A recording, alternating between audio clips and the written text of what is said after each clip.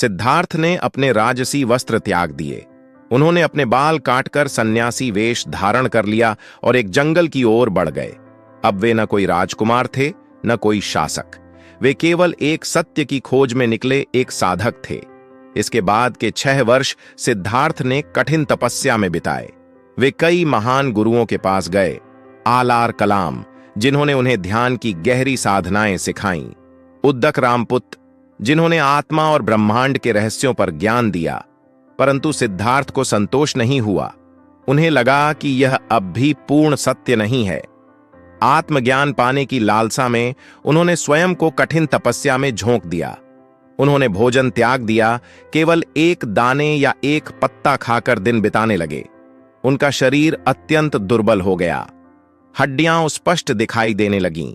एक दिन वे नदी किनारे बेहोश होकर गिर पड़े। उसी समय एक ग्वालिन सुजाता ने उन्हें देखा और दया से भरकर खीर का कटोरा अर्पित किया। सिद्धार्थ ने उसे स्वीकार किया और पहली बार महसूस किया कि अत्यधिक कठोरता भी मुक्ति का मार्ग नहीं है। अब सिद्धार्थ को समझ आ गया था कि न तो अत्यधिक भोग, न ही कठोर तपस्या, बल्कि मध्यम मार्ग, मिडिल पाथ ही सच्चे ज्ञान का मार्ग है।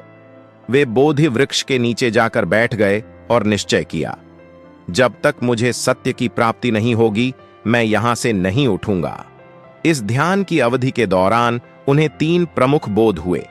1, पूर्व जन्मों का ज्ञान, उन्होंने अपनी असंख्य पूर्व जन्मों की स्मृति प्राप्त की। 2, कर्म और पुनर्जन्म का सिद्धांत, उन्होंने देखा कि प्रत्येक प्राणी अपने कर्मों के अनुसार जन्म और मरण के चक्र में बंधा हुआ है। 3, निर्वाण का मार्ग, उन्होंने जाना कि इस चक्र से मुक्ति केवल अष्टांग मार्ग, 8-fold पाथ से ही संभव है। इस गहन ध्यान के बाद सिद्धार्थ को पूर्ण ज्ञान प्राप्त हुआ। वे बुद्ध बन गए। अब वे संसार को यह सिखाने के लिए तैयार थे कि जीवन में दुख क्यों है और उनसे मुक्ति का मार्ग क्या है। अगला भाग, बुद्ध का पहला उपदेश और धर्म चक्र प्रवर्तन। Please like, comment and share. Thank you.